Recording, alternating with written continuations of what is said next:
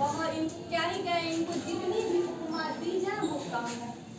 तो 23 सितंबर 1908 को इनका जन्म हुआ और जन्म के 2 वर्ष बाद, अभी ये जब 2 वर्ष के थे, रामधारी सिंह दिनकर, इनके पिता रवि सिंह का देहांत हो गया।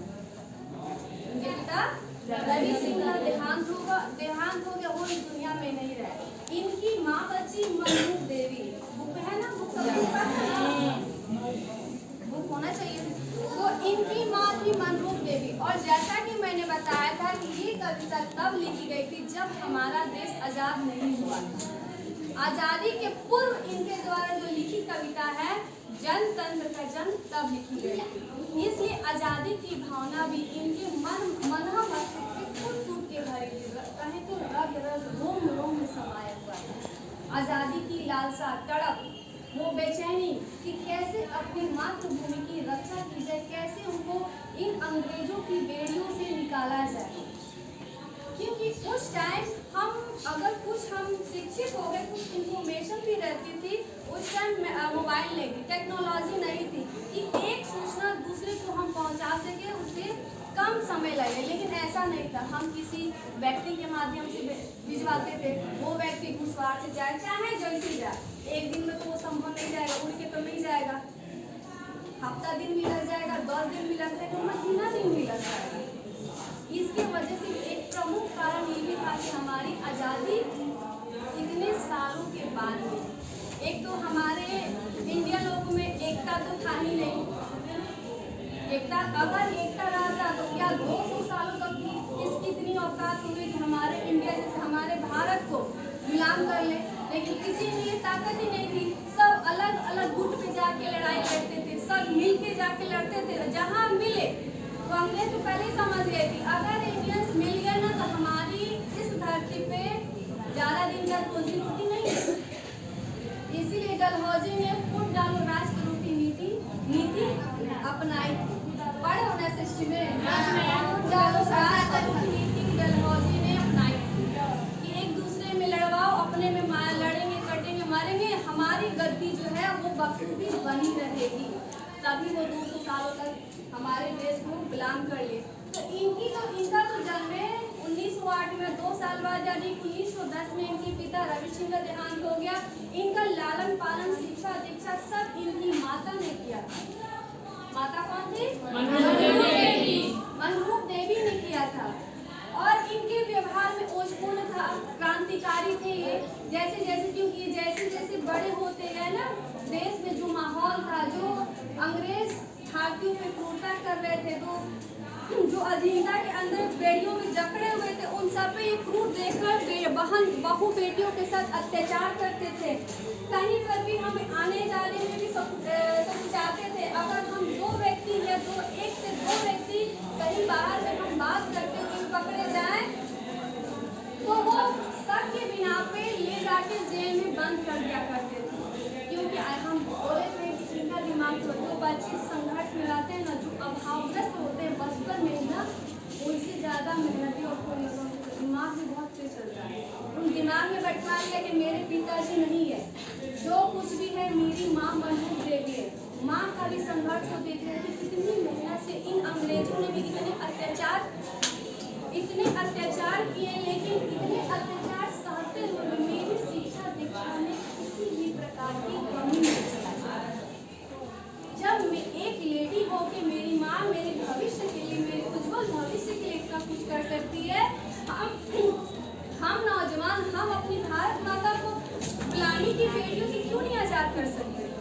ठीक है, मोबाइल फोन नहीं है, टेक्नोलॉजी नहीं है, लेकिन उस टाइम हमारे जैसे साहित्यकार विद्वान ऐसे कोटेशन, ऐसे ओजपूर्ण कविताओं का लिखते थे। और जब ये बोलते थे ऐसे लगता है कि सब में आज़ादी की लालसा बुझाते हैं। जोश आ जाता था कि अब नहीं, अब अंग्रेजों तुम देखो, तुमको लोहा नहीं गरम किया, अब तुम्हें अपनी धरती से खदेड़ना भगाया ना, तो मेरा नाम भी सबको जैसे रामधारी से मिलकर अलग कहेंगे। अरे इसी भोजपुर व्यवहार के चलते तो अंग्रेजों ने इनका अलग अलग जगहों पे तबादला कर दिया। जो इतने आपके कोटेशन आपकी बुक में दिए गए ना, पहले क्या दिया हुआ है? सबसे पहले इनकी प्राथमिक शिक्षा दीक्षा कहाँ हुई थी?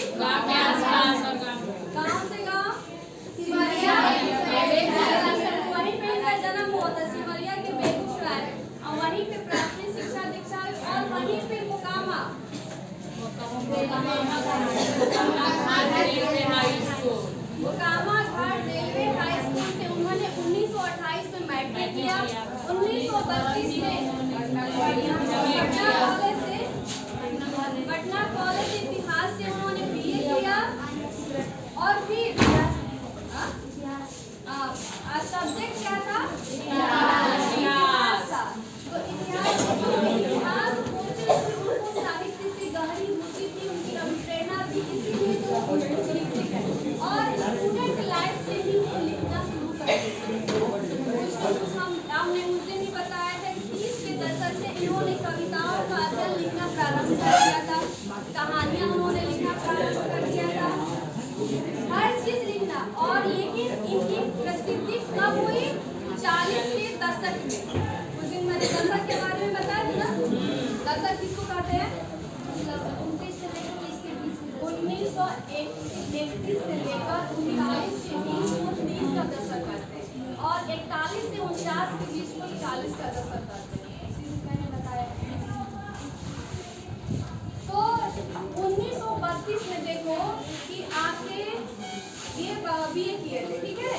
और देखो उन्हीं के दो सालों के बाद 1932 में बीए किया और ठीक 1 साल बाद, क्योंकि अभी ग्रेजुएशन वो भी स्टूडेंट लाइफ है, और ठीक 1 वर्ष बाद 1930 में उनको प्रिंसिपल का चेयर मिल गया।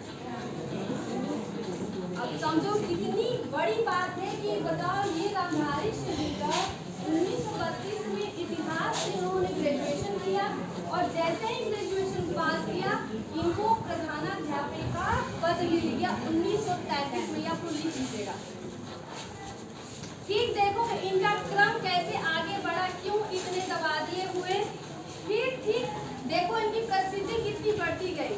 ऐसे व्यक्ति बनिए कि ये रहे या ना रहे, हम उनका नाम सम्मानजनक से ले रहे हैं। ठीक फिर 1934 में ये सब रजिस्ट्रार बन गए। आपके बुक में दिया है ना? Yes ma'am. समझ में आ रही बातें?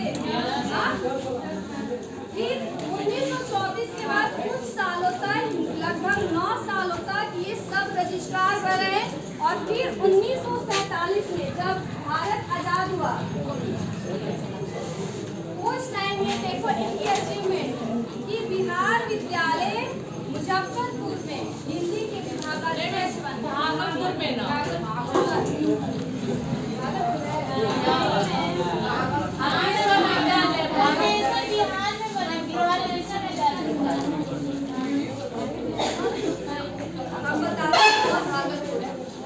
कुछ चीजें आपको दी है नहीं दी गई है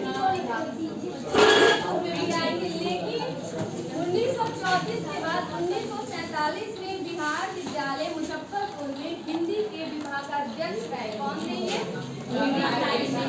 फिर आगे इनकी जर्नी, क्योंकि इनकी प्रसिद्धि इतनी बढ़ गई थी पूरे इंडिया में कि हर जगह से ऑफर आते थे, ये नहीं जाते थे, इनके पास ऑफर आते थे। इसीलिए बोले काबिल बनिए, एजुकेटेड बनिए। आपको अगर आप एजुकेटेड बन गए ना, आपको नौकरी के लिए नहीं ढूंढना पड़ेगा, नौकरी आपको ढूंढेगी। हाँ, लेकिन उसके जैसा एबिलिटी होना चाहिए। जब लायक ही नहीं रहोगे, ऐसे बदरूजन करते रहोगे जैसे मधुमक्खी का छत्ता बुन बुन